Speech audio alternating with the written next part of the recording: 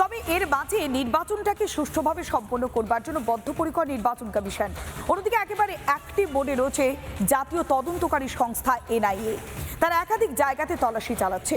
3 সদস্যের একটি টিম যায় খাগড়াগড়, নিশ্চয়ই মনে আছে খাগড়াগড় বিস্ফোরণ কাণ্ডের সেই ঘটনাস্থল। সেই বাড়িটির সামনে পৌঁছে যায় 3 সদস্যের এনআইএ টিম। অন্যদিকে 4 সদস্যের এনআইএ টিম যায় ভাটপাড়াতে পবন সিং এর নিরাপত্তারক্ষীর উপরে হামলার ঘটনা তদন্ত করবার জন্য।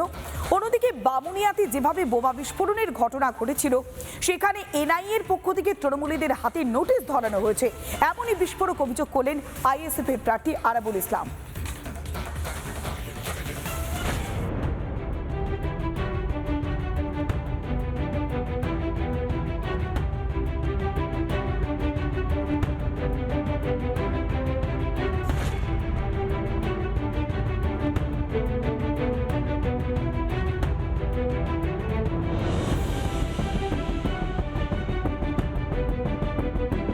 ওই জিজ্ঞেস করলে কেমন আছেন। হ্যাঁ, অনেকদিন আসেনি তো। হঠাৎ করে কি আর কিছু বললেন? না না, কিছু বলেননি।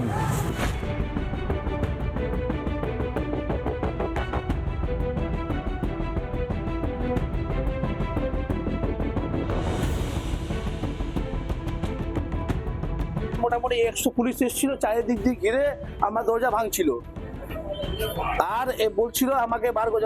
আমি ছিলামই না, আমাকে বার কোথাদি করবে, আমাকে আটকানোর চেষ্টা করছে। কেন? সাধারণ মানুষের পাশে না দাঁড়াতে পারি, সাধারণ মানুষ ওরা ভয় খাওয়া হবে।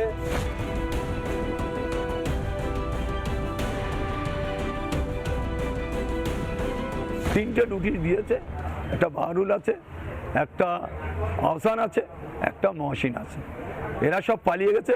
আর ইনি ক্যান্ডিডেট সেজে বসে আছে কোথায়, ফুলের মালা গলায় দে, দুর্নীতি করবে, অসামাজিক কাজ করবে, বোম বাঁধার মশলা তৈরি করে, বোম বাঁধার মশলা বিভিন্ন জায়গাতে ক্যানিং থেকে এনে এখানে পৌঁছে দেওয়া, সম্পূর্ণটা বাহারুল করে।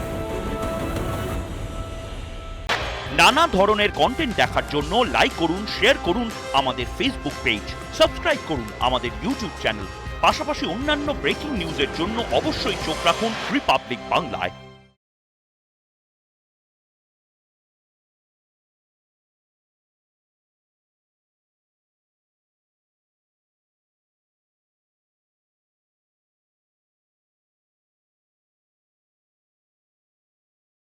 নানা ধরনের কন্টেন্ট দেখার জন্য লাইক করুন, শেয়ার করুন আমাদের ফেসবুক পেজ, সাবস্ক্রাইব করুন আমাদের ইউটিউব চ্যানেল।